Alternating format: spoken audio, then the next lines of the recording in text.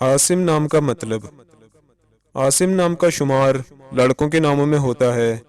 عاصم نام کی ابتدائی تاریخ عربی زبان سے نکلتی ہے۔ عاصم نام کا مطلب محافظ ہے۔ امید ہے آپ کو ویڈیو پسند آئی ہوگی۔ اگر پسند آئی ہے تو اس ویڈیو کو لائک کریں، شیئر کریں اور کمنٹ کریں، اور مزید ناموں کا مطلب جاننے کے لیے ہمارے چینل کو سبسکرائب کریں، لائک کریں اور شیئر کریں، اور مزید معلومات کے لیے آپ ہمیں فیس بک اور انسٹاگرام پر بھی فالو کر سکتے ہیں۔